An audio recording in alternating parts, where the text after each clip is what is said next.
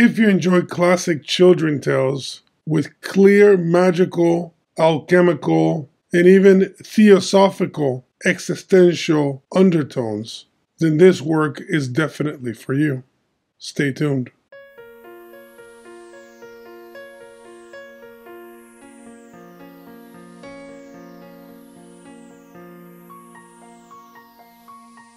Welcome to Occultist, where I review books that I find interesting in the topics of religion, philosophy, history, and fiction. Please remember to subscribe to the channel, click the bell for notifications, like the video, share the video, and comment on the video. Also, don't forget to follow me on X, where I tend to post things that I'm up to, and you can also communicate with me directly if you wish. And check out my merch store if you want to support the channel. And I greatly appreciate if you do any of these things. It really helps out. In this episode, I'm going to go over The Wonderful Wizard of Oz and The Marvelous Land of Oz by L. Frank Baum. This edition is very nice, from Sterling Publishing, and it was kind of custom made for Barnes & Noble in particular. And it's from 2019.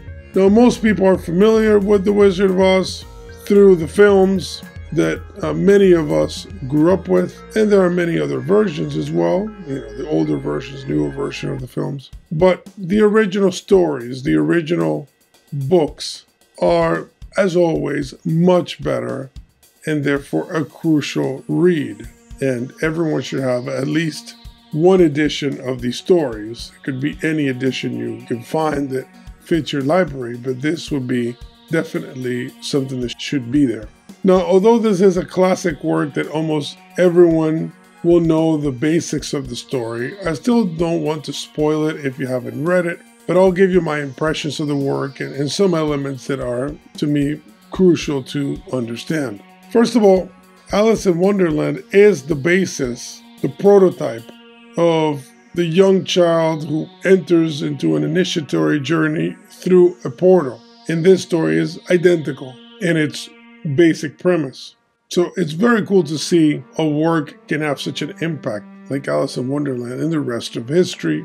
And Dorothy would be the American version of Alice, in my opinion. It holds a lot of similarities that are difficult to ignore, but it holds its own anyway. Now, the reason is because Dorothy's journey is a clear allusion to the alchemical quest, to what's called the Great Work. And this occult and esoteric symbology is very blatant in the work. And I think it gives it an additional texture that most other works of the kind will not have. So when I'm talking about the Great Work, we can see the silver shoes as the quicksilver, the Emerald City as the unripe gold, the golden bricks as the solar path to enlightenment, the tornado, which I would say is dissolve et coagula, the dissolving of Kansas to coagulate Oz. You see a process, a development in the story to reach a particular place, an objective that is basically taking the classic ancient conception of alchemy, but now accepting the premise that it was really a spiritual process, which is something that happened post the alchemical age, in which the philosophers and rebellious theologians started seeing more to the story of alchemy than just converting base metals into gold. You also have in the story the elemental avatars. So the scarecrow would be air, the mind. Tin Woodman would be water, which is the fixed mercury. And the oil component in the story with the Tin Woodman is also very fascinating. The Cowardly Lion, you have the fire, the sulfurous heart. Dorothy, she's the earth, salt, grounded seeker. So you have a clear combination of alchemical symbols that are striking and, I would say, pretty obvious, unless you're not familiar with alchemy. Now, the author, Baum, he was also a theosophist, which is key to actually understand further how Oz maps into Blavatsky's planes. So he actually takes these ideas and puts them there. So you have the Munchkins are the physical, the Quadlings are the astral, the Winkies are the mental, the Gillikins would be the spiritual. Now, of course, the Wizard of Oz is a Gnostic archon of sorts, a fraud, a dark magician who is really at the end of it all, a fake magician, which I think it's a beautiful way of describing a lot of occultism from his time, and even to this day, I would say it's even more proliferated. Now, those are the hidden elements, like I said. You also have wonderful surface conceptions about the importance of home, of circumstantial groundedness. So he is able to inject not only all this esoterica, all the symbolism that goes with this kind of work, but he also introduces a lot of classic moral, ethical lessons that are perfect for children. And I do think that the esoteric occult information does also sip into the consciousness of younger people, even if they're not aware of it. So this is important because it could be seen as something dangerous. If you are a traditional Christian, for example, you want to make sure that the book that you give to your children is not immersed in Luciferian philosophy, for example. And you also have to analyze whether or not the esoteric component, the occult substrata, is not disagreeable. Because I could argue that a lot of the alchemical work and the theological domain is not necessarily anti-Christian. It depends how you look at it. If the alchemical process is simply seen as an allegorical representation of the higher self, of the soul, there are particular ways in which you could interpret that doesn't lead you to subjectivism, relativism, and a denial of God per se. I've read alchemical works by people who are not quasi-pagans and Satanists that may be dubious but not necessarily evil.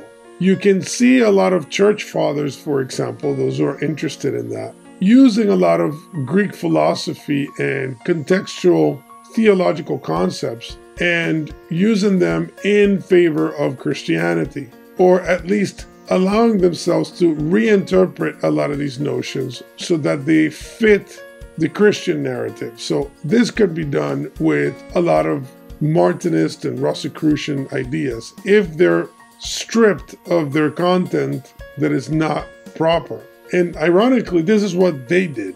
The Martinists and the Rosicrucians and the Masons, they take a lot of Christianity, even I would say doctrinally accurate Christianity, but then they twist it and bend it in their own ways so that it becomes Luciferian, to use a terminology, that it becomes Hermetic. But you can do the same thing backwards. You can take a lot of this Hermetic stuff and you can see Christian motifs in them. And as long as you see them that way, then I don't think it's that big of a deal. But be cautious if you're concerned about these things. Every parent is different and you have a right to raise your children the way you think it's proper. But on the surface level, like I said, a lot of beautiful, classic, good moral stories. And the obsession of the work with the heart is a good example of a classic conception of the romantic notion of the self. That the self is really a development or a reflection of the heart, and the heart being a symbol, again, of the instincts or the intuition, the emotions. Now, of course, you could argue that the heart also contains an element of fantasy, and this could lead people to ignore facts and reality, and that is a good critique. Nonetheless, the heart is still an important element in spirituality. So again, depending on how you formulate or view that position, you could derive something very good from it. Now, there is a slight social commentary in the work. It's not really that big of a topic in the two stories, but there's this domestic element in the Emerald City in which men end up having to work domestically, which I thought was kind of funny. And they're complaining about this, about taking care of the children and doing the dishes and cleaning and this kind of labor. And it is only after when harmony and balance is reestablished in which the roles are flipped again and men and women feel that the family is back in line, that everything is working in harmony. And I can tell that, at the time this was written, the very idea of flipping these roles would have been a funny concept. It would have been absurd. And I would say, in many ways, it is still kind of absurd to reverse the roles and put them upside down. I think that even socially to this day, it is still considered to be a very strange idea that you would have women working at the office and a man taking care of the children and doing domestic labor. I think even to this day, no matter how modernist and surreal society becomes, it would still be considered to be strange. Here, I think his intent was a little different because he was trying to portray a bizarro world, a world upside down where everything doesn't make sense. And then once everything is reestablished back to harmony, then things fall back in line into the natural order of things. Now, theosophists were naturalists, so it makes sense that naturalism would involve some level of social commentary. If you look at Plato's Republic, you have the same notion, that there are certain roles that fit certain people, not only male and female, but just in general across the board. The human beings are happier and things work better when people fulfill certain responsibilities and duties and stick to them. So I would say that that is really the main gist of the social commentary. And I wouldn't stretch it beyond that point, but I did think it was funny. Now I do want to read a part of the work here, a small quote. "That proves you're unusual," returned the Scarecrow. "And I am convinced that the only people worthy of consideration in this world are the unusual ones, for the common folks are like the leaves of a tree and live and die unnoticed." Now, I love that quote because of what it represents. It's Baum's own way of communicating the idea that you have a commonality, a standardized humanity, but you do have a special elite, which are strange or at least revolutionary or hyper-creative visionaries. And these ones are important. At this time, there was a conception of personality that was very elevated. The race towards the common or the standard was not yet that popular. So you could argue that they saw the world as people fulfilling their roles, and that was a good thing. But you always had the oddball one who didn't really fall into place nicely, but stood out. But in a way, it was a good thing because these would do the amazing things. It was not an insult to the common man per se, because the tree needs the leaves, and leaves on a tree are beautiful. So there is a beauty in the commonality as well. But the unusual one is also beautiful because it stands out, it's special. And one and the other don't need to distrust or hate each other, but more as they serve a beautiful unit. And I think in that case, in this story, you can see that beauty in unusualness, but also in commonality. Because you could argue that Dorothy is a common girl from Kansas. And there's beauty in that as well. Even in her desire to return home, to go away from the unusual, there's beauty. So to finalize, this work is a perfect type of a children's book because it has multiple levels. It has the levels that a child can comprehend and enjoy, but it also has this deeper layer than an adult can enjoy. So each one at their own capacity.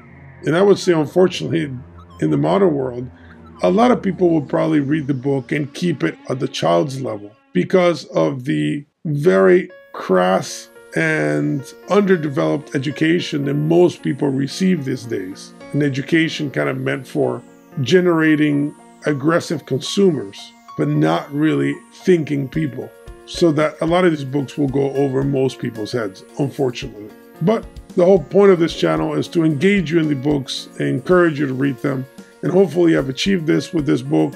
Please remember to subscribe to the channel, click the bell for notifications, like the video, share the video, and comment on the video. I really appreciate you when you do these things to help the channel grow. So, thank you for being with me. See you next time.